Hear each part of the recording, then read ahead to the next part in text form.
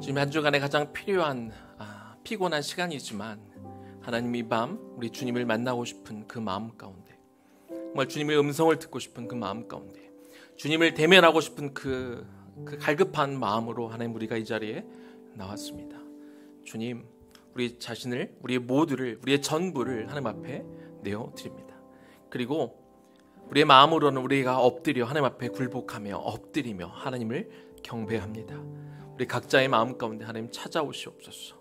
그리고 우리의 마음을 만져 주옵소서. 그리고 우리 가운데 다시 회복이 일어나기를 소망합니다. 우리가 하나님의 거룩한 영으로 가득 채워지는 시간이 되게 하여 주옵소서. 그래서 예수 그리스도를 닮은 조금 더 온전한 모습으로 우리가 서는 이 밤 될 수 있도록 주여 그렇게 인도하여 주옵소서. 예수님 이름으로 기도 올려드립니다. 아멘. 반갑습니다. 네. 오늘 복음통일 선교 주간을 맞이해서 우리 할렐루야 교회, 우리 통일 선교팀과 의나무 교회가 함께 금요 기도회를 드리고 있습니다. 할렐루야 교회는 모든 면에서 다 한국 교회를 선도하는 그런 교회지만 특별히 복음 통일 부분에 있어서 어떻게 보면 가장 앞서서 이 사역을 어떻게 보면 이끌어가고 있는 그런 교회지요. 이제 그에 비해서 이제 의나무 교회는 이제 막 모판을, 복음 통일에 대해서 모판을 이제 짜고 있는 그 정도 상황입니다. 그래도 의나무 교회가 한 가지 또 이 부분에 있어서 그래도 내세울 게 하나 있다면, 매 주일 대표 기도할 때 저희는 이제 한 달에 3번은 이제 청장년들이 대표 기도를 하고, 한 달에 한 번은 우리 아이들 유치부부터 중고등학생까지 대표 기도를 한 달에 한 번씩 돌아가면서 하는데, 매주 대표 기도마다 복음 통일을 위해서 기도하고 있습니다. 그것만큼 원칙으로 해서 우리 아이들도 다 이해를 하고 하는지는 모르겠지만 저 북한 땅에 있는 성도들을 위해서, 교회를 위해서 이렇게 매주 이렇게 기도를 올려드리고 있습니다. 언젠가 또 의나무 교회도 이렇게 통일 선교팀이 생겨서 하나님이 기뻐하시는 그 사역을 위해 함께 나아가는 날이 또 올 거라고 믿습니다. 네. 의나무 교회는 저희가 함께 그 큐티인이라는 큐티 책을 가지고 함께 전 교인들이 큐티를 하고 말씀도 거기에 순서에 맞춰가지고 저희가 말씀을 계속 전하고 있는데, 오늘 본문 말씀이 창세기 48장 17절에서 19절 말씀입니다. 오늘 성숙해진 노년의 야곱이란 제목을 가지고 말씀을 나눌 텐데요. 우리 3절의 말씀인데 제가 하나님의 말씀을 봉독하도록 하겠습니다. 요셉이 그 아버지가 오른손을 에브라임의 머리에 얹은 것을 보고 기뻐하지 아니하여 아버지의 손을 들어 에브라임의 머리에서 므낫세의 머리로 옮기고자 하여 그의 아버지에게 이르되, 아버지여 그리 마옵소서. 이는 장자이니 오른손을 그의 머리에 얹으소서 하였으나 그의 아버지가 허락하지 아니하며 이르되, 나도 안다 내 아들아, 나도 안다. 그도 한 족속이 되며 그도 크게 되려니와 그의 아우가 그보다 큰 자가 되고 그의 자손이 여러 민족을 이루리라 하고. 의나무 교회는 계속 이 창세기를 현재 좀 묵상하고 있으니까 야곱에 대해서 쭉 묵상을 했었는데요. 야곱의 인생은 참 답답한 인생이었습니다. 그 인생을 쭉 보면 어떻게 그가 이스라엘의 3대 족장이 되었을까? 그리고 어떻게 아브라함의 하나님, 이삭의 하나님이라고 부르는 건 어색하지가 않은데, 왜 야곱의 하나님이라고, 도대체 뭘 보고 야곱의 하나님 이렇게 부를까 싶을 만큼 그 인생이 한심하기도 하고 답답한 부분이 참 많이 있습니다. 그런데 또 한편으로는 그의 인생을 보면 부럽기도 해요. 왜냐하면 그가 엇나갈 때마다, 잘못 갈 때마다 하나님이 깊숙이 개입하셔서 그의 방향을 이렇게 트시는 것을 우리가 볼 수 있습니다. 오늘 본문에 대해서는 좀 마지막에 이야기하는데, 오늘 본문을 잘 소화를 하려면 그동안의 야곱의 인생에 대해서 한번 좀 정리하는 시간을 다시 한번 가지려고 합니다. 그러면 오늘 말씀이 더 잘 들어올 것 같습니다. 그런데 야곱은요, 아버지 이삭이 자기 욕심대로 큰 아들 에서를 더 사랑해서, 분명히 하나님의 명령이 떨어지고 둘째 아들 야곱이 장자권을 가질 것이다 라고 이미 말씀하셨지만, 자기가 좋아하는 아들에게 주려고 공모해서 이렇게 그 아들에게 주려고 하자 이제 리브가하고 이제 엄마하고 아들이 공모를 해서 형 에서를 흉내내고 눈이 어두운 이삭을 속여서 대신 장자권의 축복을 받게 되지요. 이건 하나님이 명령하신 것이기 때문에 이 야곱이 장자권을 받아야 되는 건 맞지만, 이렇게 거짓으로 사람을 속여가며 장자권을 받는 것을 하나님이 기뻐하실 수는 없는 일입니다. 그래서 불편한 이야기지만 아버지에게 정면으로 부딪혀서 이건 잘못됐습니다. 하나님의 뜻을 쫓아야 됩니다. 라고 이렇게 정정당당하게 장자권을 얻어야 했습니다. 그러나 형을 속이고 아버지를 속인 일 때문에 형이 분노하고 그리고 동생을 죽이려 하는 것 때문에 축복을 받은 것까지는 좋았지만 그는 도망치듯 이렇게 고향을 떠날 수밖에 없었습니다. 하나님은 루스에서 서럽게 울고 있던 야곱을 찾아오셔서 내가 너를 통해 큰 민족을 이루겠다. 그리고 너는 이곳에 다시 돌아올 것이다. 라는 엄청난 축복을 내려주시죠. 하나님을 그가 알았고 믿었지만 처음으로 하나님을 1대1로 대면했던 야곱은 그 자리에서 돌베개에다 기름을 붓고 그리고 하나님께 처음으로 스스로 그동안은 아버지의 신앙으로 제사를 드렸다면 이제 자신의 신앙으로 하나님 앞에 제사를 드리며 하나님과 친밀한 관계를 맺는 특별한 은혜를 누리고 원래는 루스 지역인데 그곳에 하나님의 집이라는 의미를 갖는 베델이라고 그곳을 명명하게 됩니다. 자, 이런 은혜를 누리고 이제 야곱이 밧단 아람으로 가게 되죠. 그곳에서 라헬을 하나님의 준비하심으로 라헬을 만나서 외삼촌 라반의 집으로 인도가 됩니다. 야곱이 우리가 잘 아는 사기꾼인데요. 참 뛰는 놈 위에 나는 놈 있고 나는 놈 위에 붙어있는 놈이 있다고. 외삼촌 라반이 이 야곱을 능가하는 그런 사람이었죠. 라반은 이 야곱이 자기 둘째 딸을 좋아하는 것을 알고 7년간 공짜로 일을 시켜먹고 그리고 결혼을 시켜놓고 보니 이제 첫째 딸이 들어와 있었죠. 그리고 또 이제 둘째하고 라헬을 정말 결혼하고 싶으니까 또 한 번 7년간 일을 합니다. 일을 시킵니다. 그래서 14년간을 공짜로 야곱을 일을 시키게 되는 거죠. 그런데 그게 다가 아니었습니다. 이제 14년이 되어서 일을 하면 이제 임금을 지불을 해야 되는데 어떻게든 적게 주기 위해서 어떤 임금 체결을 하냐면 양이나 염소 새끼가 태어나면 주기로 했는데 일반적인 새끼를 주는 것이 아니라 아롱진 것, 또 뭐 무늬가 있는 것, 혹은 검은 것 이런 새끼들이 나면 그 새끼들은 야곱에게 주는 것으로 이렇게 했습니다. 사실 그럴 확률이 거의 없거든요. 그런데 그 당시에 속설이 있었는데 나뭇가지를 벗겨가지고 그것을 교미하는 그 염소나 양에게 이렇게 보여주면 나중에 새끼들이 뭐 점이 있든지 아롱지든지 검은 것이 태어난다는 그런 속설, 그 미신이 있는데 사실 그게 말이 안 되는 거잖아요. 절대로 믿을 수 없는 그런 이야기인데 야곱이 어떻게든 자기 재산을 불리려고 미신을 믿고 그대로 했어요. 그런데 놀랍게도 하나님이 야곱에게 그 미신이 효염이 있어서 그렇게 되는 것이 아니라 14년간을 공짜로 일을 했고 그리고 정당한 임금을 못 받았던 것을 하나님이 아셨기 때문에 그런 방법을 통해서도 그때마다.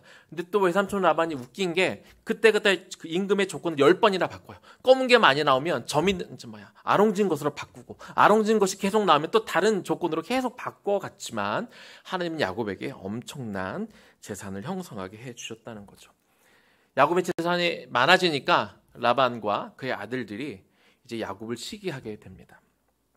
눈총이 따가워요. 그걸 느끼고 있던 참에 하나님이 야곱에게 나타나셔서 내가 너와 약속한 게 있지? 자, 너는 이제 베들로 돌아와라. 이렇게 이야기합니다. 자, 베들로 돌아오는 걸 외삼촌이 좋아할 리가 없죠. 왜냐하면 자신의 딸도 데리고 가야 되기 때문에 아마 싫어했을 거고 이것을 안 야곱은요. 원래 이렇게 좀 불편한 거 얘기하는 거에 싫고 그리고 좀 어려우면 부딪히기를 싫어하고 늘 도망가던 그런 인생이었습니다. 아니라 다를까 이번에도 하나님이 꿈에서 나타나셔서 하나님이 명령하신 거기 때문에 외삼촌 라반이 하나님을 모르는 사람이 아니거든요. 하나님이 꿈에 나타나셔서 저더러 온 가족을 이끌고 베델로 오라고 하십니다 라고 이야기하면 보내줄 텐데 그렇게 하지 않고 몰래 도망을 가게 되죠. 사흘 후에 외삼촌이 이 사실을 알게 돼서 쫓아갑니다. 너무 화가 나서 쫓아가는데 여기서 하나님이 또 한 번 야곱의 인생에 개입하시죠. 꿈에 하나님은 하나님의 사자를 보내어 라반에게 너는 선악간에 아무 말도 야곱에게 하지 말라라고 경고하시게 됩니다. 그래서 하나님의 은혜로 외삼촌의 마음을 풀어주셔서 야곱이 이제 자유롭게 베델로 가게 되었습니다. 그런데 청천벽력과 같은 엄청난 소식이 들리죠. 자기의 형 에서가 400명의 장정을 이끌고 자기에게 오고 있다는 이야기를 듣습니다. 겁이 난 야곱은 원래 굉장히 재산에 목숨을 걸었던 그런 사람이에요.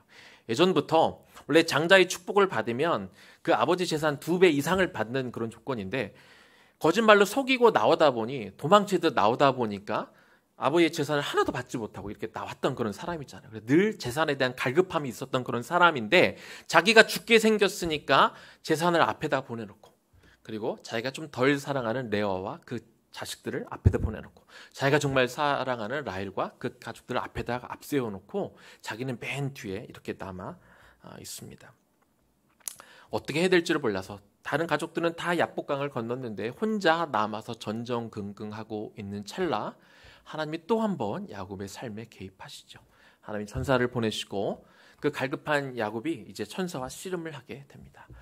피지컬리 씨름을 했을 수도 있겠지만, 그 말씀은 우리가 잘 알다시피 하나님 앞에 간절히 매달린 것이죠. 하나님, 나 좀 살려주세요. 하나님, 나 좀 도와주세요. 정말 간절한 마음으로 온 힘을 다해 그렇게 기도할 때 하나님은 그의 기도를 들어주시죠. 그래서 에서의 마음을 또한 풀어주시고, 그래서 그 형제가 또 극적으로 화해하는 은혜를 누리게 되었습니다.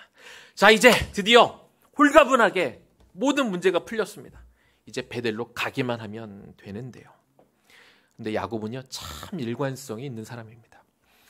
베델을 향해 가다가 중간에 세겜 지역을 지나가게 됐는데, 지금 현재 자기가 재산이 많잖아요. 그 재산이라는 게 대부분 짐승들, 가축들인데, 양과 염소. 근데 본인이 지나오면서 알았죠. 그 루스라는 지역, 그 베델이라는 지역은 황무지예요. 자기의 재산, 특히 가축들을 계속 키울 수가 없는 그런 힘든 그런 지역이어서 고민이 많았는데, 세겜 지역에 가보니까 목축지가 너무 많은 거예요. 그래, 여기다. 그리고 여기에 딱 그만 정착해 버립니다. 그리고 나서 하나님 앞에 제사를 드리죠. 하나님이 원하셨던 건 베델로 가서 그 첫 번째 드렸던 그 제사를 드리라는 것인데, 그냥 세겜 지역에 머물면서 거기서 제사를 드리고 엘헬로의 이스라엘이다라고 선포하는 거죠. 하나님, 어디서 예배드리면 어때요? 제가 예배드릴게요. 제가 세겜에서 예배드릴게요. 당신 마음껏 섬길게요. 제사도 드리고 하나님 앞에 예물도 드리고 하나님 마음껏 섬길게요. 대신 저도 좀 살아야겠어요. 여기 목축지가 많은데 제 재산도 좀 불리고 대신 하나님 앞에 제가 열심히 제사할게요. 하나님의 마음과 상관없이 결국 자기의 유익을 위해서 세겜에 머물게 되는 것이죠. 무려 10년을 그 지역에 머무릅니다. 10년이 되는 어느 날 야곱의 딸 디나가 있는데요. 성경에 보면은 그 세겜의 딸들을 보러 디나가 나갔다 이렇게 표현이 되어 있는데, 그건 번역이 너무 간단하게 된 거고요. 원래 어떤 의미냐면 야곱의 딸 디나가 이 세겜 지역의 문화와 풍속을 즐기기 위해서 나갔다 이렇게 되어 있어요.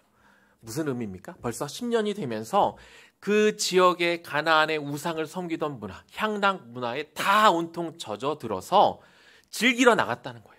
향락을 즐기러 자신이 마음껏 재미를 보려고 이렇게 나갔다. 이렇게 성경은 기록하고 있는 것이죠. 그러다가 세겜 지역의 추장, 지역도 세겜이고 이름도 세겜인데 추장이 세겜 추장에게 이렇게 나쁜 일을 당하게 됩니다.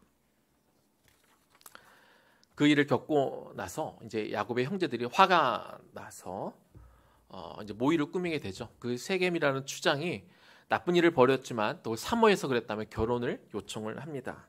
그래서 그 야곱의 형제들이 복수하기 위해서 좋아, 결혼을 하긴 하지만 남자들이 다 그러면 할례를 받아야 돼라고 이렇게 이야기하고, 그들이 할례를 받고 오자 그 틈을 타서 이 세겜의 가족들의 모든 남자들을 다 죽여버리게 되는 것이죠. 복수를 한 것 같았는데 더 큰 일이 벌어집니다. 이제 가나안에 온 족속들이 야곱의 집안을 바라보고 복수를 꿈꾸고 있습니다. 가족이, 이 가문이 다 멸절될 위기에 처한 것이죠.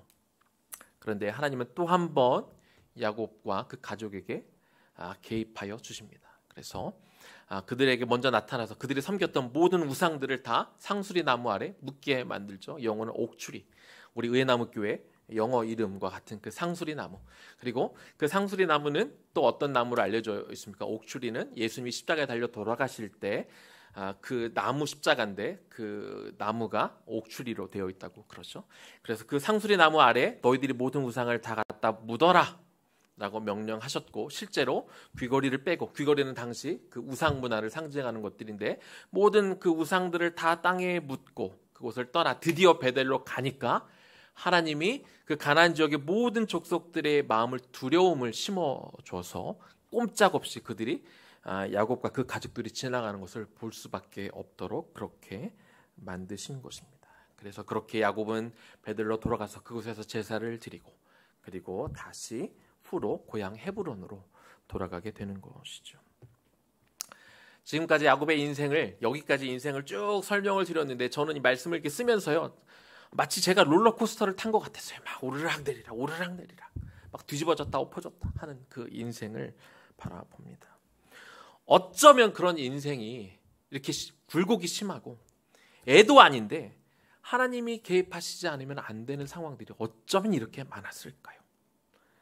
나이가 꽤 많아서까지 정신을 못 차리고 정말 이 이야기를 보다 보면 물가에 내놓은 아이 마냥 불안불안한 그런 인생을 살았던 것이죠.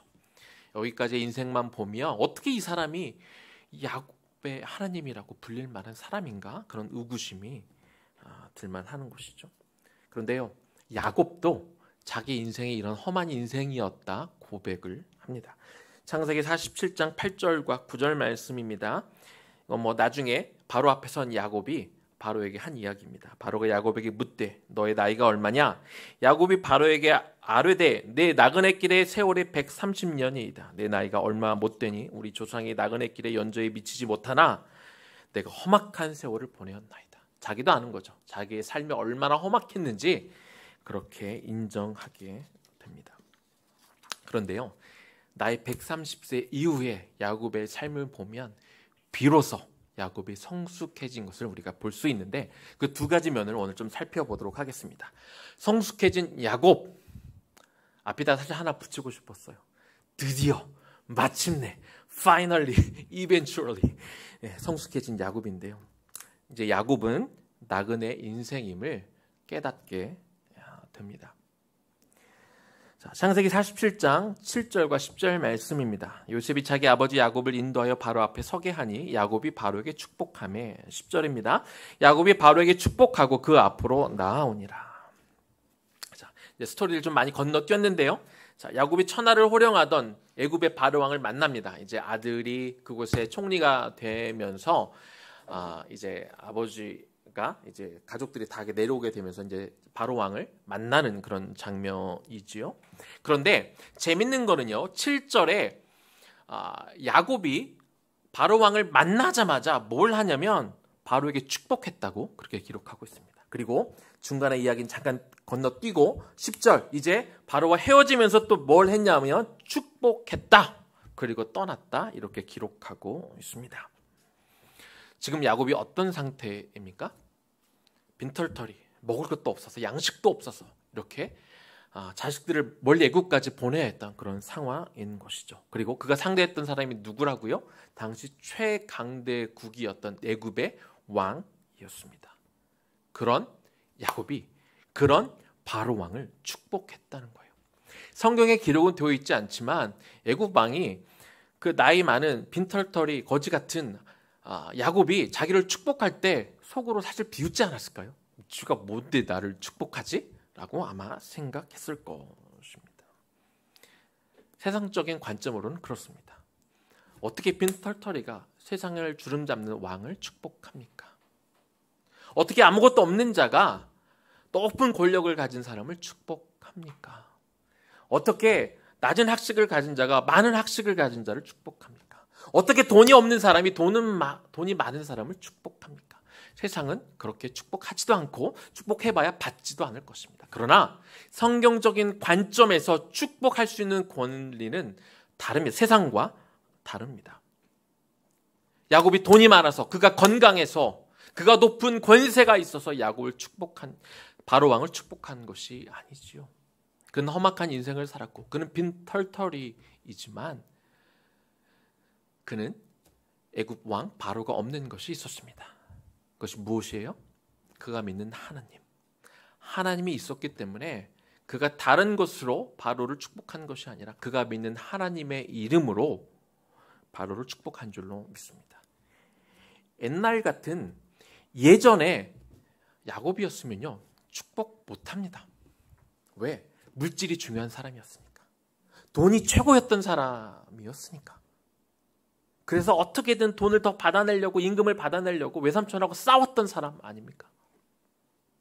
하나님이 베델로 오라는데, 그래서 그 모든 걸림돌들을 다 제거해 주었는데 자기 재산 불려보겠다고 중간에 세겜에서 10년이나 머물던 그런 사람이 아닙니까? 그런 가치관을 갖고 있는 사람이 어떻게 바로왕 앞에서 축복을 합니까? 나는 빈털털인데, 나는 아무것도 없는데.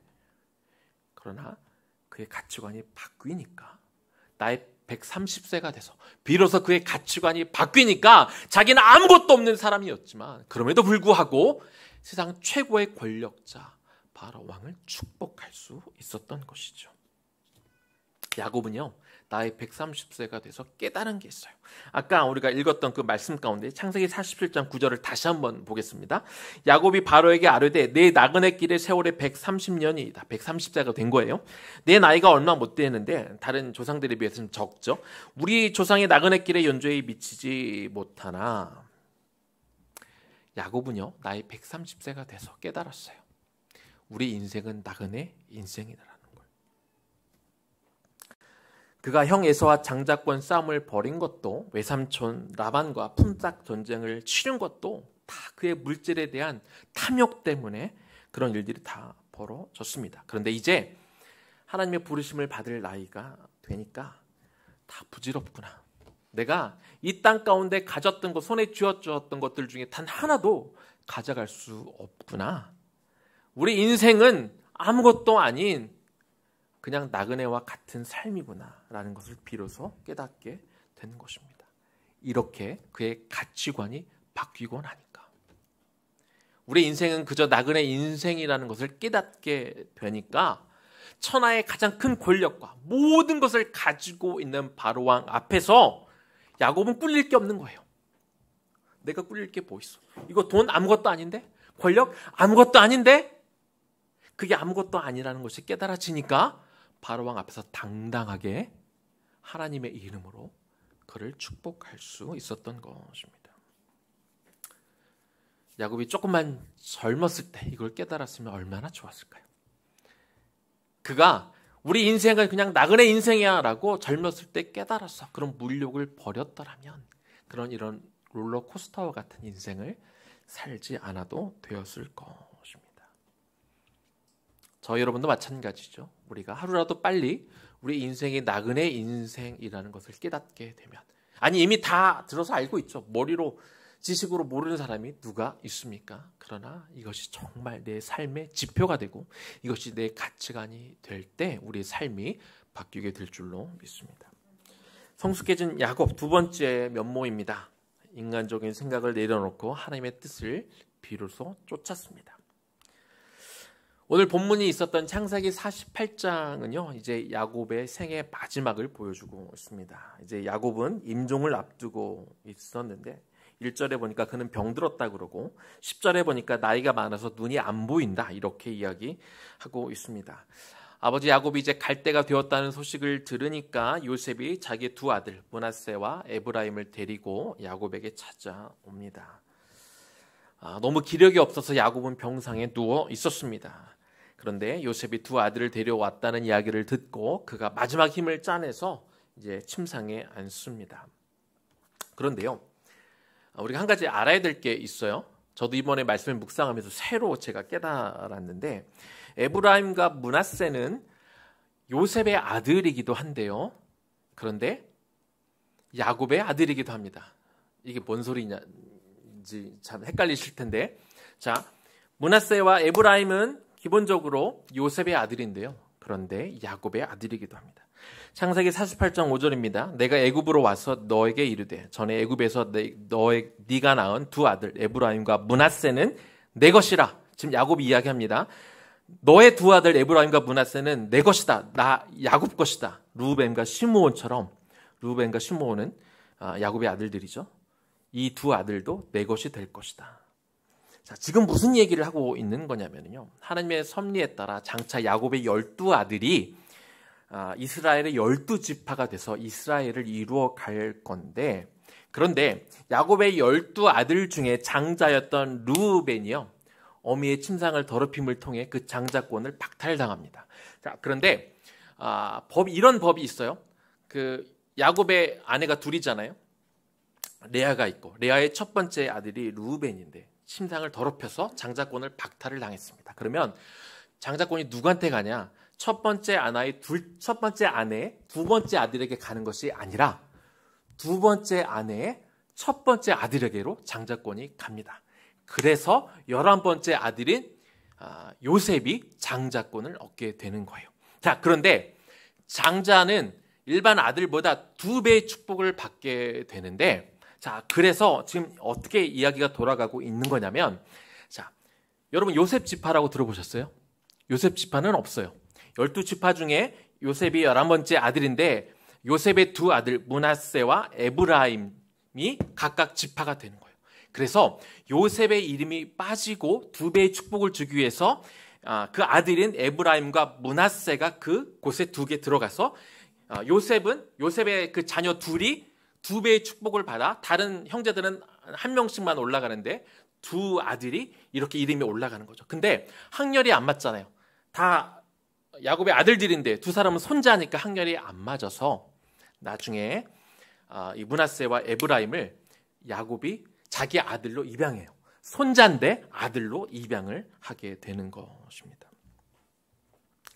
창세기 48장 10절입니다. 이스라엘의 눈이 나이로 말미암아 어두워서 보지 못하더라.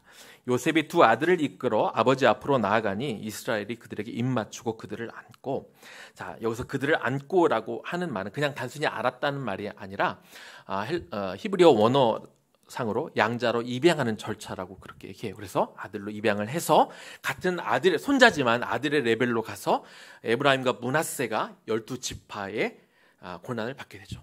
그럼 총 사실상 13지파가 되는 건데, 나중에 가나안 땅을 점령해서 땅을 배분할 때는 레위 지파는 제사장이니까 땅을 분배받지 않고 12지파가 나눠 갖게 되는 그런 스토리가 되는 거죠. 자, 야곱은요 이제 사랑하는 아들 요셉을 떠날 때가 된 것을 알고, 그래서 요셉을 볼 마지막 기회라고 생각을 해서 이제 자신이 마지막으로 힘을 짜서 양자로 입양한 요셉의 첫째 아들 므낫세와 둘째 아들 에브라임을 이제 축복하고 이제 하나님께 돌아가려고 합니다. 창세기 48장 13절입니다.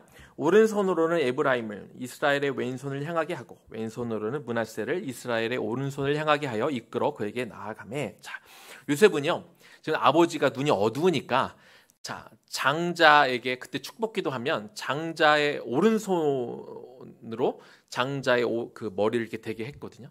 그래서 아버지가 안 보이니까 오른손이 닿는 곳에 장자를 둔 거죠. 므낫세를 두고 왼손이 닿는 곳에 에브라임을 이렇게 둔 겁니다. 그런데 야곱이 갑작스럽게, 요셉이 분명히 아들들을 잘 배치해서 이렇게 기도하면 되는데 기도하려고 하니까 갑자기 야곱이 손을 엇갈리게 되는 거죠. 창세기 48장 14절입니다. 이스라엘이 오른손을 펴서, 이스라엘은 지금 야곱의 다른 이름이죠. 하나님이 지어주신 이름. 오른손을 펴서 차남 에브라임의 머리에 얹고 왼손을 펴서 므낫세의 머리에 얹으니 므낫세는 장자라도 팔을 엇바꾸어 얹었더라. 이렇게 기도하려고 요셉이 다 세팅을 해놨는데 아버지가 기도하기 직전에 이렇게 얹어서 차자인 에브라임에게 오른손을 얹어 장자의 축복을 해줬다는 것이죠. 요셉은 지금 아버지가 큰 실수를 하고 있다고 생각합니다. 그래서 아버지의 손을 자기 힘으로 강제로 이렇게 뻗어가지고 아버지 이렇게 해야 돼요 라고 힘으로 몰아붙이고 있는데, 그런데 야곱은요 자기의 손을 힘으로 옮기려고 하는 요셉에게 온건하지만 단호하게 거부합니다. 그리고 이렇게 말하죠. 창세기 48장 19절입니다. 그의 아버지가 허락하지 아니하며 이르되 나도 한다 내 아들아 나도 한다. 그도 한 족속이 되고 그도 크게 되려니와 그의 아우가 그보다 큰 자가 되고 그의 자손이 여러 민족을 이루리라 하고. 야곱은 자신도 알고 있다. 사랑하는 내 아들아 나도 알아. 이렇게 이야기합니다. 뭘 안다는 겁니까? 지금 너의 심정이 어떤지 안다는 거예요. 갑자기 큰 아들이 장자권의 축복을 받기 위해서 지금 기도를 받고 있는데 갑자기 바뀌었잖아요. 이게 얼마나 아픈 일인지 안다는 거죠. 왜? 야곱도 겪어본 일이니까. 자기가 차남인데 그 축복을 받았잖아요. 그래서 형과 분쟁이 일어나고 이 모든 것들이 장자권 때문에 그의 인생이 꼬인 것을 아는데 지금 요셉의 마음이 어떨지 내가 다 안다. 그렇게 이야기하고 있습니다. 그런데 아들아, 장자권의 축복은 너에게 달린 게 아니야. 그리고 나에게 달린 것도 아니야. 장자권의 축복은 하나님 앞에 달린 거야. 세상의 원리대로 가는 것이 아니라 하나님의 뜻에 따라 가야 되는 것이지. 자, 여기서요. 지금 그 손을 이렇게 엇갈렸다라고 할 때 그 단어의 원어적인 의미는 신중하게 엇갈려서 팔을 뻗었다, 그런 의미를 갖고 있어요. 그러니까 뭘 얘기하는 거예요? 하나님이 그 순간에, 기도하려는 순간에 어떤 감동을 주셔서 자기가 마음대로 팔을 바꾼 게 아니라 하나님의 성령에 이끌려 그가 팔을 바꾼 것이죠. 그가 하나님의 말씀에 순종한 것이. 그 짧은 순간 야곱이 얼마나 마음이 힘들었겠습니까? 왜? 이렇게 또 첫째가 장자권을 받지 못하고 둘째가 장자권을 받을 때 요셉의 마음은 얼마나 힘들고, 지금 첫째 아들 므낫세의 마음은 또 얼마나 힘들 것이며, 또 에브라임은 지금 마음이 편하겠어요. 그리고 과연 이 일이 나중에 또 어떻게 또 형제 간에 또 이 상속권 때문에 또 분쟁이 일어나지는 않을까? 얼마나 많이 고민이 되었겠습니까? 왜? 자기가 다 겪었으니까. 그 생애 전체에 걸쳐 그 난리와 난리를 치루었는데 또 이런 일을 하나님이 명하시는 거예요. 왜 내가 축복 기도를 하려고 하는데 왜 하나님은 엇갈려서 기도하게 하십니까? 이 아이들은 도대체 어떻게 됩니까? 이 아들이 또 싸우지 않겠습니까? 그냥 좀 편하게 가면 안 됩니까? 그런 마음이 왜 야곱에게 없었겠어요? 그러나 야곱은 성숙한 것이죠. 이제 그는 금방 죽어요. 에라 모르겠다. 그냥 요셉도 마음이 편하고 애들도 마음 편하고 나는 이렇게 기도하고 그냥 죽어서 천국 갈란다 라고 그렇게 기도했어도 됐지만, 그러나 그는 그렇게 하지 않았어요. 왜? 성숙했으니까. 그리고 하나님의 뜻이 자기의 뜻보다 더 중요하다는 것을 알았기 때문에 요셉의 마음이 아프더라도, 장자인 므낫세의 마음이 아프더라도 하나님의 뜻에 따라 아들이 힘을 써서 완력을 가지고 팔을 다시 바꾸려 했지만, 안다 내 아들아, 네 마음이 어떤지 나도 알아. 그런데 그렇게 할 수 없다. 그렇게 할 수 없다. 그래서 하나님의 뜻대로 손을 엇갈려서 오른손으로 둘째 아들 에브라임에게 장자권의 축복을 한 것입니다. 그는 앞도 보지 못하는 병들고 이제 곧 하나님 앞에 갈 그런 인생이었지만, 영적으로 누구에게 장자의 축복을 줘야 될지 그는 알았고, 그리고 거기에 순종할 만큼 영적으로 성숙한 사람이 되었습니다. 이제 말씀을 마무리하겠습니다. 야곱의 인생을 볼 때마다 얼마나 지 멋대로 살았습니까? 자기 하고 싶은 대로 하나님의 뜻과 반대되는 방향으로 움직였습니다. 그런데 비록 말년이긴 하지만 뒤늦게나마 인간이 가는 길은 나그네 길이라는 것을 그가 깨달았습니다. 그리고 자기의 뜻을 내려놓고 하나님의 뜻대로 그렇게 마지막으로 순종하고 하나님 앞에 갔습니다. 이것이 다 언제 일어났다고요? 나이 130세 때 일어난 일입니다. 사랑하는 여러분, 여러분은 언제 변하실 겁니까? 몇 살쯤 되면 하나님의 뜻에 합한 사람이 되시겠습니까? 야곱은 불행하게도 혹은 불행 중 다행으로 나이 130세에 비로소 정신을 차렸습니다. 그리고 하나님의 뜻에 따라 살았죠. 그가 알고 있던 하나님, 그가 믿었던 하나님의 뜻에 따라 살기 시작한 게 나이 130세가 될 때였습니다. 어이구, 야곱이 130세쯤 그렇게 살았으니까 나는 한 90세쯤 그렇게 살면 될까? 100세 시대라니까 한 100세쯤 돼서 그렇게 살면 될까? 그래서 야곱보다는 30년 빨리 정신 차리는 건데, 근데 우리가 언제 갈 줄 압니까? 하루라도 빨리, 하루라도 젊었을 때 정신 바짝 차리고 하나님 뜻대로 살아야 되지 않겠습니까? 우리 인생은 나그네 인생입니다. 우리 눈앞에 갖고 싶고 움켜쥐고 싶고 내 것으로 만들고 싶은 게 너무 많겠지만 우리 인생은 나그네 인생입니다. 그리고 우리의 눈은 천국을 향해야 되는 거죠. 한 살이로 젊었을 때 내 것을 내려놓고 하나님 앞에 가장 좋은 것으로 드려야죠. 가장 신선한 거, 가장 좋은 거, 가장 귀한 거, 내가 가장 좋은 것을 드릴 수 있을 때, 아까 요 앞에서 얘기하다가 안은경 집사님이 그때 짝이 우리 백은혜였습니다. 우리 한나였습니다. 백한나. 우리 한나가 고등학교 3학년입니다. 금요일날 이 시간에 여기 와 있습니다. 그 인생에 정말 귀하고 소중한 시간을 내서 금요 기도에 와 있습니다. 앞으로 한나가 무슨 대학에 갈지는 모르겠습니다만 하나님은 기억하십니다. 가장 귀한 시간을, 가장 소중한 시간을, 모든 고3이만 지금 공부하고 학원에 가 있든 독서실에 가 있던 그 시간에 예배당에 와서 예배를 드리고 있습니다. 가장 귀한 거를 내어드리고 있는 거죠. 하나님이 기뻐 받으실 겁니다. 우리도 그래야 되지 않을까요? 가장 귀한 거, 내 거 다 움켜쥐고 남은 거 내가 한 80세, 70세까지 즐기고 병들어 힘들 때, 내가 아무것도 없을 때 남은 시간을 주를 위해 드리는 것이 아니라 지금 젊었을 때, 힘 있을 때, 뭔가 있을 때, 내 머리가 좀 더 반짝반짝할 때, 그럴 때 주님 앞에 나의 최고의 것으로 드려야 되지 않겠습니까? 그러려면 우리 인생은 나그네 인생이라는 게 우리 지식으로 끝나는 게 아니라 그것이 내 가치관이 되어야 돼요. 변함없는 내 세계관이 되어야 돼요. 그리고 그 생각을 가지고 우리가 살아낼 수 있어야 되는 것이죠. 그리고 하나님 뜻대로 사는 게 어렵더라도, 힘들더라도, 내가 손해를 보더라도, 그게 사람의 마음을 때로 아프게 하더라도 하나님의 뜻이면 밀고 가야 되는 거죠. 야곱이 130대 했던 것처럼 우리는 좀 더 젊었을 때 합시다. 아니, 지금, 바로 지금 그런 삶을 살아낼 수 있기를.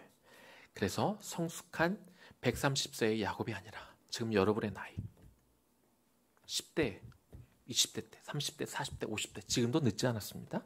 지금 그런 성숙한 삶을 살아가는 저와 여러분들 되기를 주님의 이름으로 간절히 축원합니다. 우리 들은 말씀 기억하면서 우리 좀 찬양하고 기도하면 좋겠습니다. 할렐루야 교회 성도들 이 찬양을 아는지 모르겠는데 나의 하나님 좀 찬양을 하면서요, 좀 혹시 잘 모르시면 가사라도 좀 집중하고 가사를 따라 부르면서 들은 말씀 기억하며 이 찬양을 주 앞에 올려드리고 주 앞에 결단하는 시간이 되기를 소망합니다.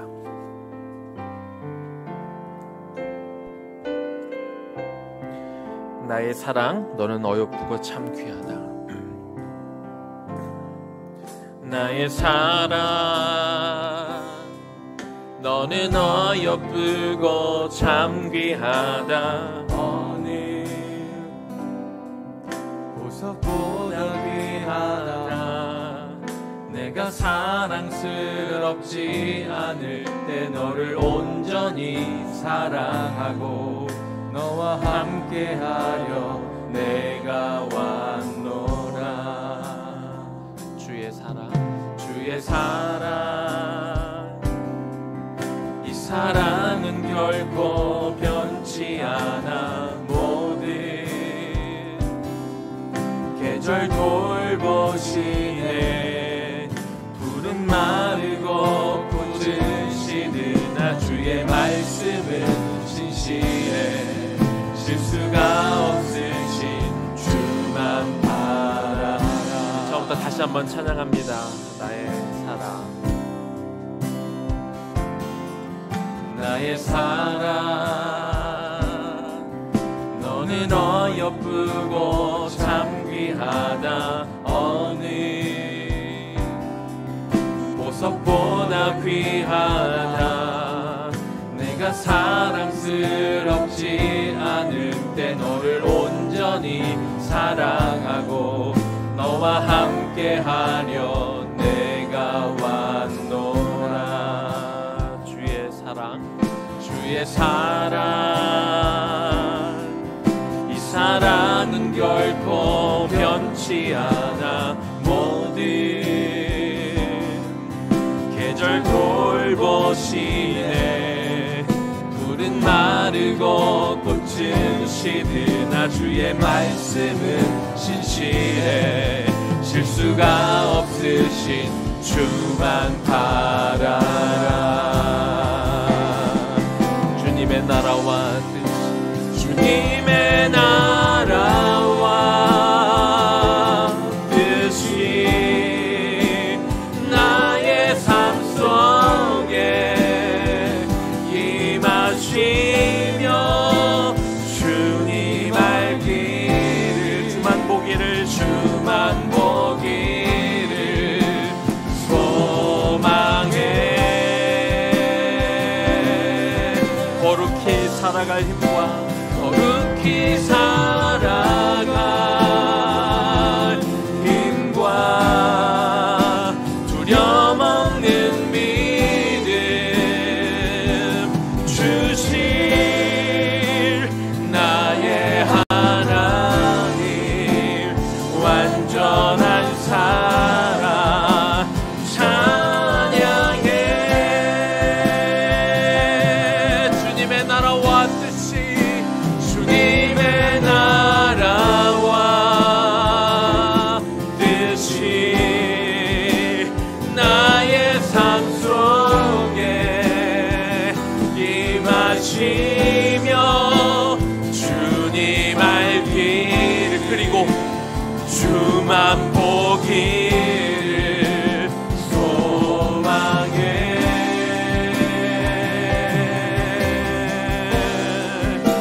거룩히 살아갈 힘과 두려움없는 믿음 주실 나의 하나님 완전한 사랑 찬양해.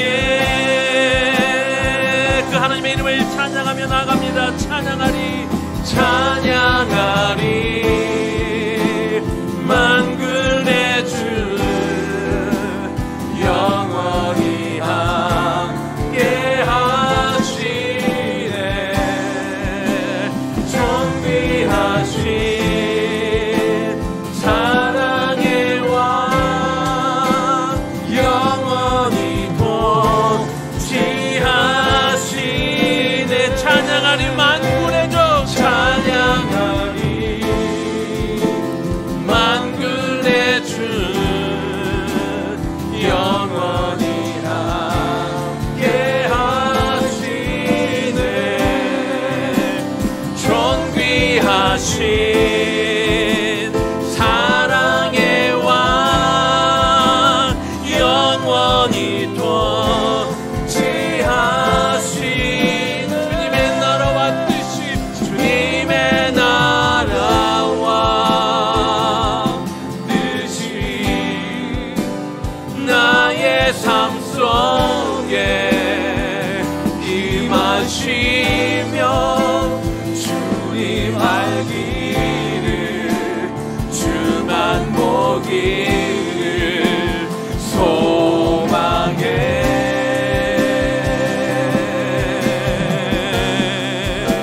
거룩히 살아갈 힘과 두려움없는 믿음 주실 나의 하나님 완전한 사랑 찬양해. 오 하나님 나의 인생 가운데 주님의 나라와 뜻이 나의 삶 가운데 임하기를 원합니다. 나라와 뜻이 나의 삶 속에 임하시며 주님 알기를 주만 보기를 소망해.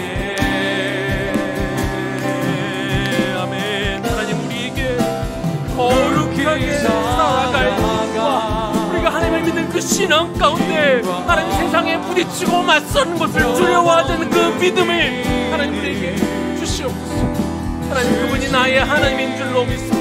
나의 하나님 완전한 사랑, 나의 하나님은 완전한 사랑, 나의 하나님 완전한, 나의 하나님은 완전한 사랑, 나의 하나님 완전. 그분의 이름을 찬양합니다. 찬양해.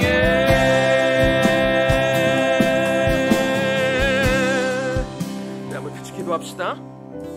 야곱의 인생의 대부분이 도망가고 쫓기고 험난한 인생을 살았던 이유는 세상에서 누리고 싶은 욕심이 너무 컸기 때문에 그렇습니다. 이 땅의 인생은 나그네 인생이라는 것을 나이 130이 되어서 뒤늦게 깨달았기 때문에 그렇습니다. 야곱이 하나님을 알고 하나님의 놀라운 은혜를 경험하고 그 인생을 아무리 간섭해도 본인 스스로 내가 나그네 인생이라는 것이 와닿지 않으면 의미가 없는 겁니다. 지식에 그치면 아무런 의미가 없는 것이죠. 그것이 내 삶을 좌지우지하는 가치관으로 확실히 내 것이 되지 않으면 우리 삶이 변하지 않고 우리 인생이 고달플 수밖에 없는 것입니다. 요셉의 그 풍요롭고 애굽의 총리 아들을 두고 화려한 인생을 살 수 있었지만 그는 애굽이 아니라, 오늘 우리가 보지는 않았지만 그는 날 여기다 묻지 말고 내 고향 가나안에 묻으라고, 내 조상들이 묻혀있는 땅에 묻으라고 이야기합니다. 우리가 이 땅에 살며 나그네 인생처럼 저 영원한 천국을 사모하며 살겠다는 확신과 신념 가운데 하나님 이 땅의 것이 아니라 하늘의 영원한 것들을 바라보며 사는 내가 되게 해달라고 우리 주님의 이름 한번 부르며 기도하며 나아갑니다. 주여, 하나님 이 시간 기도합니다. 아버지 하나님, 하나님이 야곱이 너무나 많은 인생을 허비하며 살았습니다. 자기의 욕심을 내려놓지 못하니까, 하나님 그가 붙잡고 싶은 게 너무나 많으니까, 그의 욕망을 주체하지 못하니까, 그걸 넘어서질 못하니까 그의 인생의 나그네 인생을 알면서도 하나님 하나라도 더 주겠다고 그렇게 인생을 살다 보니 하나님 그의 인생이 너무 험난했습니다. 쫓기는 인생이었습니다. 갈등이 많았던 인생일 수밖에 없었지요. 아버지 하나님, 우리가 정말 나그네 인생이라는 것을 확실한 믿음 가운데 우리가 깨닫고 살기를 원합니다. 그것을 우리가 확실히 깨닫고 살아야겠습니다. 하나님 도와주시옵소서. 이게 확실한 가치관, 정말 하나님이 나의 가장한 소중한 분이며 내 인생을 정말 주님을 위해 드리겠다는 그 확실한 마음 우리 가운데 있기를 원합니다. 누가 모릅니까? 우리의 인생이 나그네 인생이라는 걸 다 알지만, 우리 머릿속에 이미 들어가 있지만, 그러나 하나님 우리의 인생은 나그네 인생이 아니라 주인 되고 싶은 인생, 왕 같은 인생, 왕비 같은 인생, 다 주고 싶은 인생을 우리가 갖고 있지 않습니까? 이게 안 바뀌니까, 이게 내 진짜 가치관이 아니니까, 허상뿐이니까, 말뿐이니까, 그래서 쫓기고 또 쫓기는 인생을 우리가 살고 있지 않습니까? 하나님 이것을 내려놓아야겠습니다. 하나님 우리가 나그네 인생이라는 걸 확실히 이것이 내 것이라 하겠습니다. 이것이 내 삶의 고백뿐만 아니라 내 삶의 지표요, 내가 모든 결정하는 하나님 우선순위가 되어야 될 줄로 믿습니다. 하나님 이것을 붙들고 갑니다. 하나님 이렇게 살게 하여 주시옵소서. 확실한 신념을 가지고 우리가 살아갈 수 있도록 하나님 도와주시옵소서. 그런 인생을 우리가 살아가기를 원하며 기도하오니 아버지 도와주옵소서. 하나님 우리를 그렇게 세워주시옵소서. 아버지 하나님 하나님 그렇게 헛된 것들을 쫓으며 더 이상 낭비하는 인생을 살지 않게 하여 주시옵시고, 더 이상 롤러코스터 같은 인생을 사는 것이 아니라 정말 내 눈은 하늘을 바라보며 하늘의 천국 소망을 가지고 살아가는 우리가 되게 하여 주시옵소서. 그것이 나의 믿음의 고백이 되게 하여 주시옵시고, 이것이 내가 갖고 내가 내 자식에게 가르치는 첫 번째 덕목이 되게 하여 주옵소서. 그렇게 살아가는 우리의 인생이 되기를 소망하오니 주여 도와주옵소서. 그런 믿음으로 살아가는 우리가 될 수 있도록 주여 도와주시옵소서. 주여 도와주옵소서. 야곱은 스스로 장자권 때문에 엄청난 인생의 굴곡을 겪었던 사람이었기 때문에 요셉의 두 아들 므낫세와 에브라임을 축복하며 손을 엇갈려서 축복할 때 갈등이 많았을 것입니다. 요셉이 받아들이기 힘들어한다는 것을 알았습니다. 장자 므낫세가 겪을 상실감, 이것들을 알았기 때문에 내 아들아 나도 한다, 울면서 이야기했을 것입니다. 너의 상실감이 얼마나 클지 나도 한다, 나도 겪어봤다. 그런데 아들아, 우리 인생을 내 마음대로 살 수는 없는 거야. 네가 원하는 대로 살면 안 되는 거야. 하나님이 나에게 말씀하셨어. 둘째 아들에게 장자권이 있다고 하나님이 나에게 말씀해 주셨단다. 고통스럽겠지만, 지금은 아프겠지만 그 하나님의 말씀에 순종하며 살아가는 것이 우리가 걸어가야 될 길이라, 이렇게 말하고요. 하나님이 주신 그 감동대로 순종함으로 둘째 아들에게 눈물을 머금고 장자의 축복 기도를 해준 것입니다. 우리가 인생을 살아가며 이 세상이 우리에게 가르쳐주고 잣대로 제시하고 있는 모든 인간적인 기준은 다 버려야 됩니다. 내다 버려야 됩니다. 하나님의 뜻을 쫓아 살려고 하면 때로 가까운 사람들의 마음을 우리가 아프게 할 수도 있습니다. 서운하게 할 수도 있습니다. 우리 인생 가운데 손해보며 사는 인생이 될 수도 있겠지만, 절대적으로 하나님, 내가 하나님의 뜻을 쫓으며 살겠습니다. 내 생각, 내 뜻과 내 꿈을 내려놓고 철저한 결단과 순종하는 마음으로 내가 살겠습니다. 그런 인생을 살겠습니다. 기도하는 시간이 되기를 원합니다. 주님의 이름 다시 한번 부르며 기도하며 나아갑니다. 주여, 하나님의 시간 기도합니다. 하나님, 우리의 인생이 달라지기를 원합니다. 하나님, 그 야곱은 므낫세가 겪은 그 상실감과 하나님, 그리고 나중에 어떤 갈등으로 벌어질지 하나님, 그는 그것들을 염려하였지만, 그러나 하나님, 인간적인 정에 끌려 결정하지 않습니다. 그도 겪어봤지만, 그도 이것이 얼마나 큰 갈등을 의도할지 그가 알았지만, 하나님의 뜻이 더 중요하게, 사람의 마음과 감정이 중요한 것이 아니라 하나님의 뜻이 더 중요한 것을 너무 그가 잘 알았기 때문에 그는 하나님 앞에 나아갑니다. 고백합니다. 그렇게 기도하고 하나님의 뜻에 순종함으로 둘째 아들 에브라임에게 오른손을 뻗어 기도하는 그 야곱의 하나님, 그 인생이 나의 인생이 되게 하여 주시옵소서. 아버지 하나님, 철저하게 하나님의 뜻이 나의 뜻이 되기를 소망합니다. 하나님의 생각과 하나님의 비전이 나의 꿈과 나의 뜻과 나의 비전이 되게 하여 주시옵소서. 하나님, 결단과 순종하는 그 시간이 되어주길 원합니다. 우리에게 그 순종의 시간이, 그것이 우리의 고백이 되게 하여 주시옵소서. 이것이 내 마음의 결단이 되어 하나님의 교회를 내려가게 하여 주시옵소서. 아버지 하나님이여, 하나님, 우리의 마음의 시간, 결단이 일어나는 시간이 되게 하여 주시옵소서. 우리의 마음의 결단이 일어나는 시간이 되게 하여 주시옵소서. 하나님, 우리의 마음의 것들을, 나의 안에 있는 모든 것들을 다 쏟아내고 개원해요 하늘 앞에 온전히 나아가는 시간이 되기를 소망하며 기도하오니, 주여, 우리의 기도를 들어주옵소서. 주여, 우리의 기도를 들어주시기를 소망하며 기도합니다. 아버지여, 하나님이여, 우리의 기도를, 우리의 마음을 시간 보시고 우리가 그렇게 살아갈 수 있는 용기를 주옵소서. 우리가 그렇게 살아갈 수 있는 힘을 우리에게 허락하는 시간이 되기를 원하며 기도하오니, 주여, 아버지 하나님이여, 그렇게 하여 주시옵소서. 하나님께 살게 하여 주시옵소서. 그렇게 하나님께 살게 하여 주시옵소서. 우리 한 번 더 기도합니다. 하나님, 내가 하나님 앞에 가장 좋은 것을 내어드리기를 원합니다.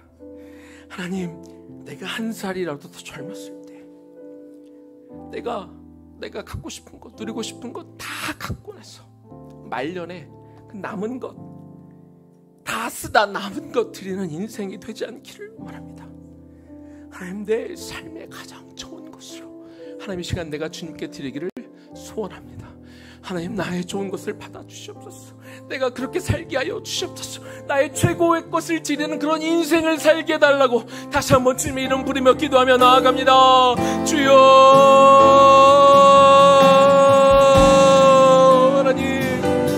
하나님, 야곱이 깨달았지만 너무 늦게 깨달았습니다. 나이 130이 되어 깨달았죠.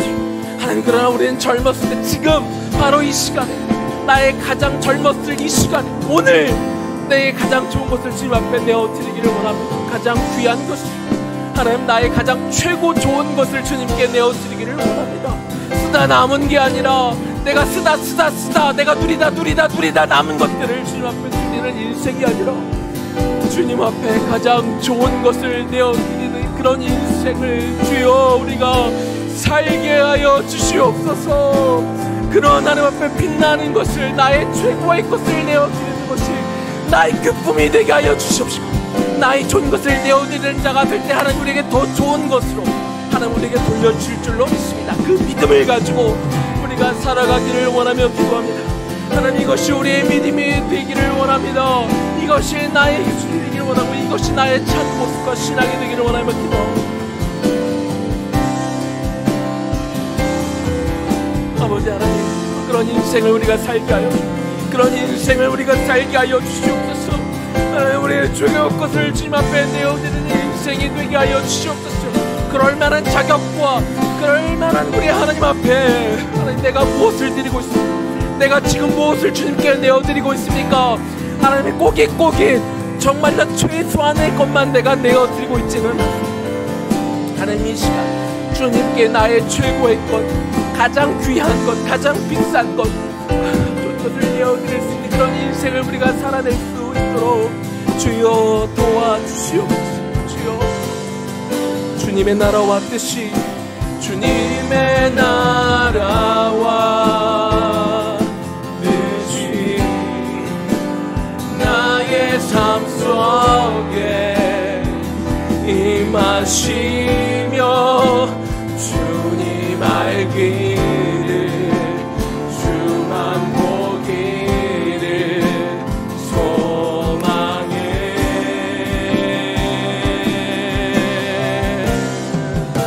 거룩히 살아갈 힘과 두려움 없는 믿음 주실 나의 하나님 완전한 사랑,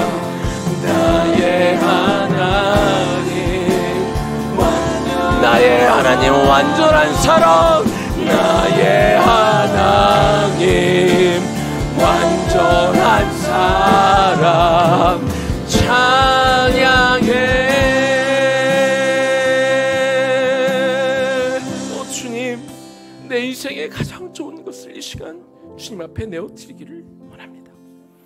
하나님, 야곱처럼 그 인생에 정말 젊고 힘이 있고 정말 뭐든지 할 수 있는 그 나이에 그 욕심을 내려놓지 못하니까, 누리고 싶은 게 너무 많으니까, 그 물욕이 자기를 컨트롤하니까 그 인생은 도망가고 쫓기고 그렇게 험난한 인생을 살 수밖에 없었습니다. 그 마음에 평안이라고는 찾아볼 수가 없었던 그런 불쌍한 인생을 살았지요. 주님, 우리가 머리로는 아는데요, 하나님, 우리가 이 땅에 나그네로 살고 있으며 우리는 천국에 대한 소망을 가지고 살아야 되는 걸 너무나 잘 아는데 그것이 구호뿐이고 껍데기뿐일 때가 너무나 많이 있습니다. 주님, 하나님 이 시간 우리가 결단합니다. 내가 삶이 바뀔 것입니다. 나의 가장 좋은 것을, 가장 좋은 때, 가장 귀한 것을 주님 앞에 내어드리는 인생이 되게 하여 주시옵소서. 그래서 내가 주님의 뜻을 쫓으며 살아가는 인생 되게 하여 주시옵소서. 때로 그렇게 살아갈 때 내 가까운 사람의 마음을 아프게 하기도 하고 속상하게 하기도 하고 내가 손해를 본다 할지라도 우리는 나의 최고의 것을 주님의 뜻에 맞게, 주님의 마음에 합하게 기꺼이 내어 드리는 인생이 되게 하여 주시옵소서. 우리 고등학교 3학년 학생이 오늘 이 시간에 와서 예배 드리는 그런 마음으로 나의 최고의 것을 주님 앞에 내어드리는 그런 인생을 살아가게 하여 주시옵소서. 기꺼이 내어드리는 그 삶을 통해 주님 앞에 가장 귀한 것들을 내어드릴 때 하나님의 우리 인생을 보시고 우리가 더 많은 것으로 주님께 내어드리도록 더 많은 것을 허락하실 그 주님을 바라보며 주님을 위한 그 인생의 길을, 그 좁은 길을, 그 십자가의 길을 쉽고 가볍게 지고 걸어가는 우리 모두 되게 하여 주옵소서. 예수님 이름으로 기도 올려드립니다. 아멘. 우리 지금부터 10시까지는요 여러분의 개인의 기도 제목을 가지고 기도하는 시간입니다. 그리고 우리 아이들은 이제 올라와서 요 앞에 강대상을 치우고 앞에서 같이 기도할 텐데 그냥 이렇게 기도하시도록 두시면 되고요. 10시까지 같이 기도하고 10시가 되면 불을 켜도록 하겠습니다. 이제 각 기도 제목 가지고 10시까지 기도하시면 됩니다.